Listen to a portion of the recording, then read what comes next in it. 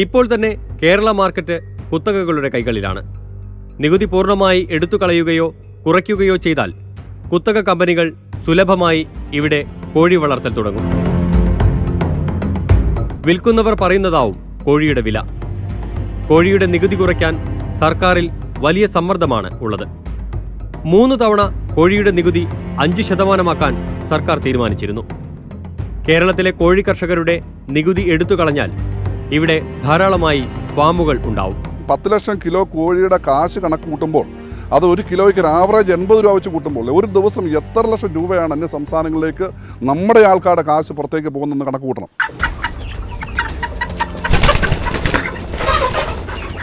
ഇപ്പോൾ ഒരു ബാച്ചിൽ 1200 കോഴികളെ മാത്രമേ വളർത്താൻ കഴിയൂ. ഇത് മറികടക്കാൻ കേരളത്തിലെ വൻ ബിസിനസ്സുകാർ വിവിധയിടങ്ങളിൽ കോഴികളെ വളർത്തുന്നുണ്ട്. സ്ഥലം നൽകിയവർക്ക് കിലോയ്ക്ക് 5 രൂപ കമ്മീഷൻ നൽകും. ഇതേ പണി കേരളത്തിൽ വൻ കുത്തകകൾ പരീക്ഷിച്ചതാണ്. തറവില നിശ്ചയിച്ചയുടൻ അവർ അതിൽ നിന്ന് പിൻവാങ്ങി. കാരണം തറവില വലിയ വിലവ്യതിയാനങ്ങളെ തടയുന്നു. ആദ്യം തറവില 40 രൂപയായിരുന്നു.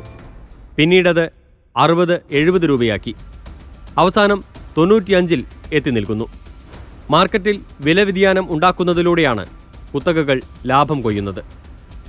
കേരളത്തിലെ കോഴിയുടെ കച്ചവടത്തെ നിയന്ത്രിക്കുന്ന അന്യസംസ്ഥാന ലോബികൾ പ്രധാനമായിട്ടും ചെയ്യുന്നത് മാർക്കറ്റിൽ ഫ്ലക്ച്വേഷൻ ഉണ്ടാക്കുന്നു എന്നുള്ളതാണ്. മാർക്കറ്റിൽ ഫ്ലക്ച്വേഷൻ ഉണ്ടാക്കുന്നതോടുകൂടെ സ്ഥിരമായി വില ലഭിക്കുന്ന സാധാരണ കേരളത്തിലെ കർഷകനെ ആ വിലയ്ക്ക് വിൽക്കാൻ പറ്റാതെ വരുന്നു എന്നുള്ളതാണ് ഇതിൻ്റെ ആദ്യത്തെ പ്രശ്നം. അങ്ങനെയാകുമ്പോൾ തന്നെ അവർ വിരിയുന്ന മുട്ടകളെ കുഴിച്ചിടുന്നു. ഡിമാൻഡ് ഉണ്ടാക്കാൻ വേണ്ടിയിട്ടാണ്. കുഞ്ഞുങ്ങളെ നശിപ്പിക്കുന്നു. അങ്ങനെ നശിപ്പിച്ചുകൊണ്ട് കൃത്രിമമായി ഡിമാൻഡ് ഉണ്ടാക്കിക്കൊണ്ടാണ് കേരളത്തിലെ കർഷകനോട് അനീതി കാണിക്കുന്നത്. തറവില വന്നതോടെ പെട്ടെന്ന് വില കൂട്ടുവാനും കുറയ്ക്കുവാനും പറ്റാത്ത സാഹചര്യമുണ്ടായി. സർക്കാരിന് കോഴിയുടെ നികുതിയിലൂടെ ലഭിക്കുന്നത് വർഷം 300 മുതൽ 400 കോടി വരെയാണ്. മലയാളികൾ കോഴിയിറച്ചിക്കായി ചെലവഴിക്കുന്നതാകട്ടെ വർഷം 3000 മുതൽ 4000 കോടി രൂപയും. കേരളത്തിൽ തന്നെ കോഴി ഉൽപ്പാദിപ്പിച്ചാൽ വലിയ വരുമാനം സംസ്ഥാനത്ത് തന്നെ നിലനിർത്താം. ഇന്ന് കോഴി കർഷകർ അടച്ചിട്ട ഫാമുകളെല്ലാം തുടരുകയാണെങ്കിൽ കേരളത്തിന് ആവശ്യമുള്ള 50% കോഴിയും മുട്ടയുമെല്ലാം നമുക്ക് തന്നെ ഉൽപ്പാദിപ്പിക്കാൻ പറ്റുന്ന അവസ്ഥയുണ്ട്. പക്ഷെ അവരെ പ്രവർത്തിക്കാൻ അനുവദിക്കണം. അതിനാവശ്യമായ സാഹചര്യങ്ങൾ സർക്കാർ സൃഷ്ടിച്ചു കൊടുക്കണം. അതല്ലാതെ വില നിർണയവുമായിട്ട് സർക്കാരിന് നേരിട്ട് ഇടപെടാൻ പറ്റുമെന്ന് തോന്നുന്നില്ല. സെയിൽസ് ടാക്സിൻ്റെ വർധനവിലൂടെയാണ്, റവന്യൂവുമായിട്ട് ബന്ധപ്പെട്ടിട്ടാണ് കോഴി രംഗത്തെ സർക്കാർ കാണുന്നത് എന്നുള്ളതാണ് ഇതിൻ്റെ ഒരു ദുര്യോഗം. സംസ്ഥാനത്ത് കോഴി ഉൽപ്പാദനം വർദ്ധിപ്പിക്കണമെങ്കിൽ സർക്കാരിൻ്റെ സഹകരണം അനിവാര്യമാണ്. കോഴി വളർത്തലിനെ വ്യവസായമായാണ് ഇപ്പോൾ കാണുന്നത്. അതുകൊണ്ട് തന്നെ കൃഷിക്കുള്ള ആനുകൂല്യങ്ങൾ കോഴി കർഷകന് ലഭ്യമാവുന്നില്ല. കറണ്ട് ബില്ലാണ് ഏറ്റവും കുറവുണ്ടായിരുന്നത്. ഇപ്പോൾ 71 പൈസ യൂണിറ്റ് ഉണ്ടായിരുന്നത്. അതിപ്പോൾ വർദ്ധിപ്പിച്ച 2 രൂപ 22 പൈസ ആക്കി. ഇപ്പോൾ ഞങ്ങളൊരു ഇൻഡസ്ട്രിയൽ വ്യവസായമായിട്ടാണ് ഞങ്ങൾ കാണുന്നത്. കർഷകരായിട്ട് ഒരിക്കലും കാണുന്നില്ല. കാരണം സർക്കാർ ഞങ്ങൾക്ക് യാതൊരു സഹായങ്ങളൊന്നും ചെയ്തു തരുന്നില്ല.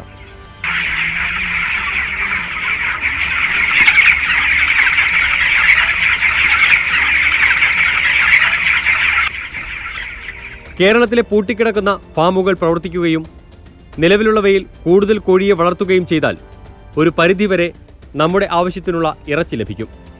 അപ്പോൾ വില ക്രമാതീതമായി വർദ്ധിക്കുകയുമില്ല. മാംസാഹാരം കഴിക്കുന്ന മലയാളിക്ക് വില കുറഞ്ഞ് ഇറച്ചി കിട്ടണമെന്നുള്ള കാര്യത്തിൽ യാതൊരു തർക്കവുമില്ല.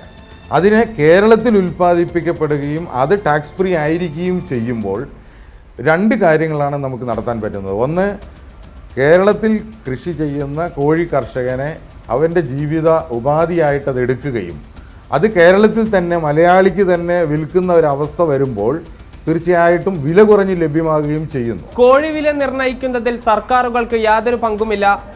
അന്യസംസ്ഥാനങ്ങളിൽ പ്രവർത്തിക്കുന്ന ബ്രോയിലർ കോർഡിനേഷൻ കമ്മിറ്റിയാണ് ഇത് തീരുമാനിക്കുന്നത്. ഇറച്ചിക്കോഴിയുടെ ബ്രോയിലർ കോർഡിനേഷൻ കമ്മിറ്റി എന്ന് പറഞ്ഞൊരു സംഘടനയാണ് ഇപ്പോൾ നിലവിലുള്ളത്.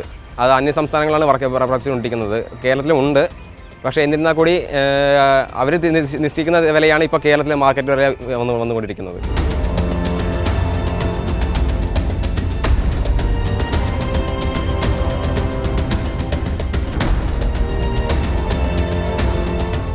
ഇപ്പോൾ കോഴിക്കുഞ്ഞിന്റെ തറവില 35 രൂപയാക്കി. 14.5% ടാക്സ്. കോഴിക്കുഞ്ഞുങ്ങളുടെ ലഭ്യത വർദ്ധിപ്പിക്കുകയും അതുവഴി കൂടുതൽ ഉൽപ്പാദനം നടത്തുകയുമാണ് വേണ്ടത്. ഇതിന് പരിഹാരം കാണാൻ സർക്കാർ തന്നെയാണ് നടപടിയെടുക്കേണ്ടത്.